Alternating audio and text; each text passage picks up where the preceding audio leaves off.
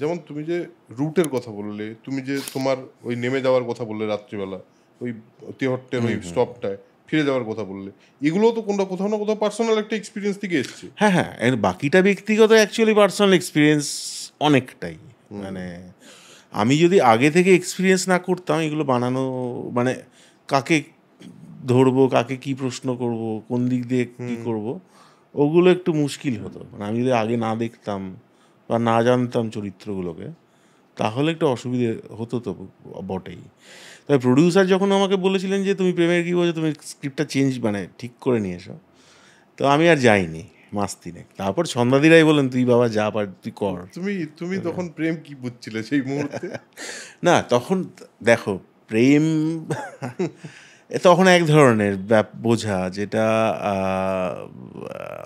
আমার তখন বয়স কত, যখন শুরু হয় ছবিটা, ধরো 30 বছর বয়স।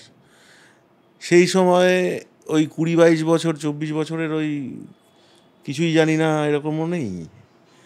আবার এখনকার যে একদম কি বলবো পোক্ত হিসেবি মাথা, সেটাও নেই।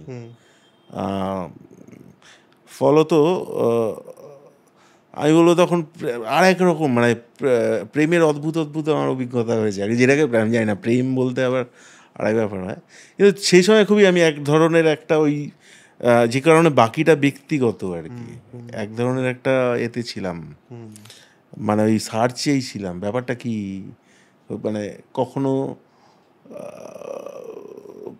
মানে তোমার যে অনুভূতি বা ভাবনা,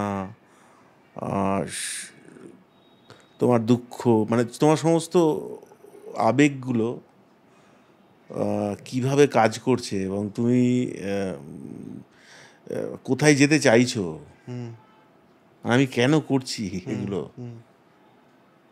অনেক কিছু করেছি যেগুলো তোমার এখন আমার অদ্ভুত লাগে আর কি, আবার এখন অনেক কিছু করেছি যে হয়তো পরে অদ্ভুত লাগবে, স্বাভাবিক, সেটা তো চলতেই থাকবে। তো ওইগুলো ওই সেই সার্চ ছিল আর কি, সেই সার্চটা তখন চলছিল। হ্যাঁ কিছু ব্যক্তিগত ঘটনা ঘটতো যেগুলো হতো সেইগুলোরই একটা।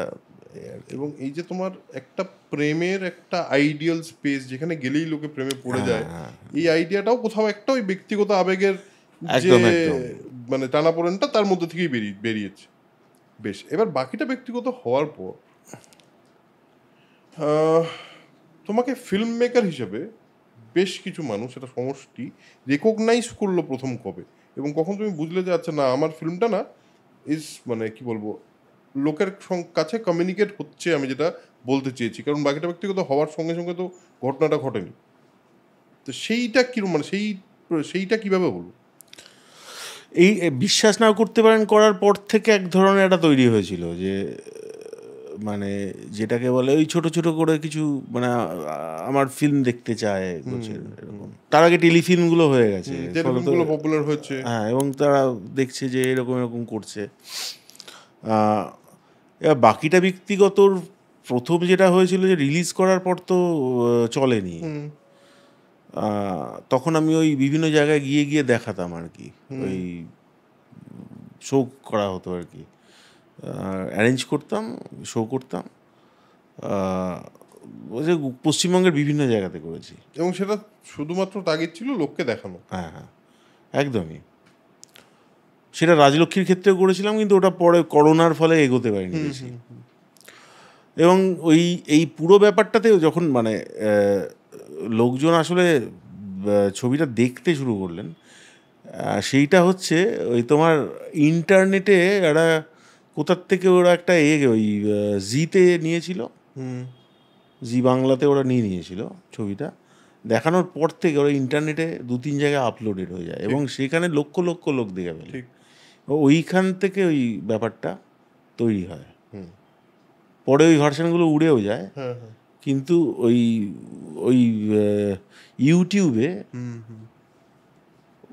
দেখানো, মানে এত লোক দেখেছিলেন যে ওইখান থেকে শুরু হলো যে না ফিল্ম, আমাদের নিজস্ব কিছু তো লোক আছেই যারা আমি মানে ফিল্ম বানালে হয়তো এসে দেখতে চান, কিন্তু আরও বেশ কিছু লোক হলেন বাকিরা ব্যক্তি তো ইউটিউবে দেখার পরে।